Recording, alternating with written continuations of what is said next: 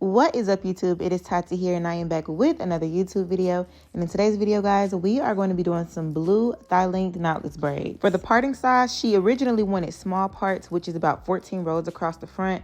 But since medium is the smallest parting size that I go, I kind of just tweaked it by making the size of the parts in the back and the front smaller, and then towards the middle a little wider so that it gives that illusion, and also so that the braids aren't too full.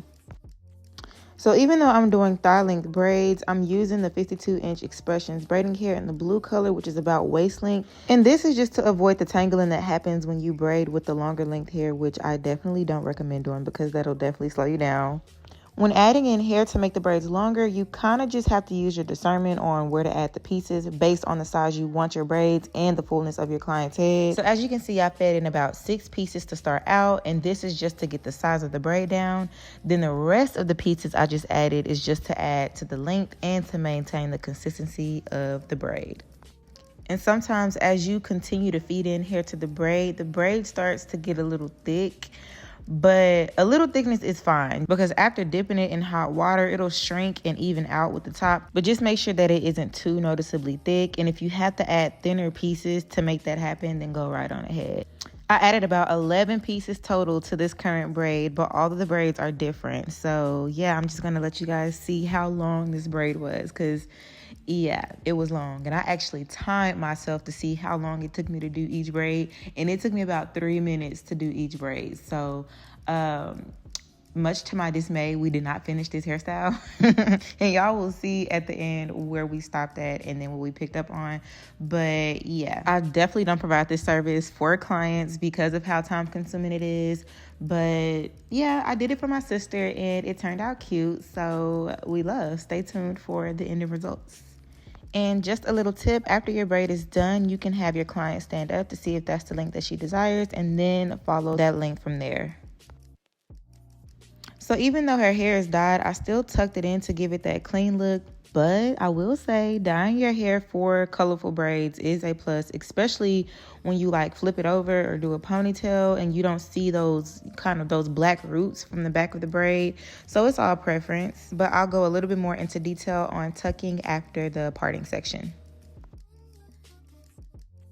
So as far as prepping and parting goes, I just parted her hair down the middle and then I sectioned off 2 front sections. For the left section, I went ahead and pre-parted my boxes. And then for the right section, I kind of just sectioned off a small top row to make sure it evens out with the left row. And then once you finish that, you kind of have a full guide to part the entire head. So you'll just basically connect the left section to the right. And if you want a little bit more details on how I do my parting, I'll put the link in the description down below, or you can tap the little info box that I added into the video.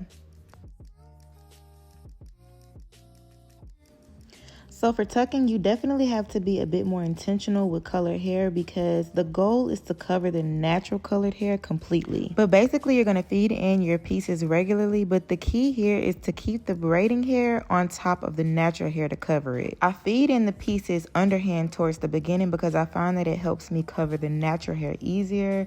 Then towards the middle of the braid, sometimes I like to feed in overhand, so you'll see me do that as well.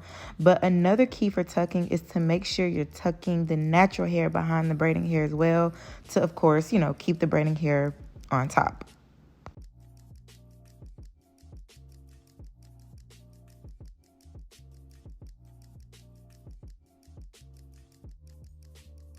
Since her hair was still blue, I had a little bit of wiggle room to not fully tuck, so it's not 100% perfect, but you're definitely going to probably have to buckle up if you're using contrasted colors like a platinum blonde or like a yellow, especially if you're doing that on fully black hair. So just a little heads up.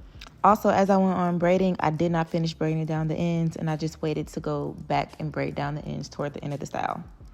So yeah, more on the hair details. I got about 6 packs of the braiding hair, but I ended up using about 5 packs.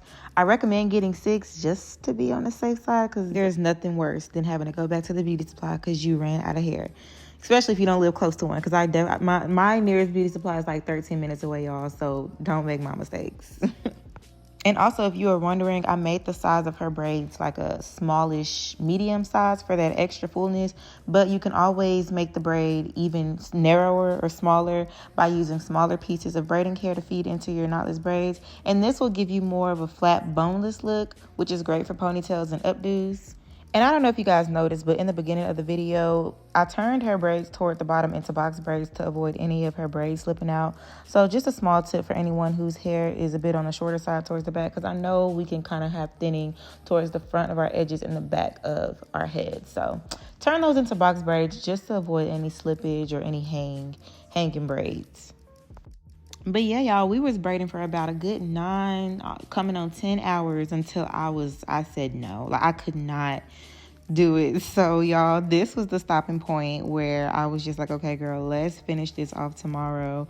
But we did, and obviously I had to watch my son at the time, which is fine because he was chilling. But yeah, y'all, guys, that is pretty much all for this voiceover. Thank you guys so much for watching this video, and I hope you guys made it towards this point of the video to the end. Let me know down in the comment section below if you will rock this blue color. As a matter of fact, if you made it towards this part of the video, put a blue heart in the comment section below, and I'll choose 3 people in the comment section below to shout out in my next tutorial video.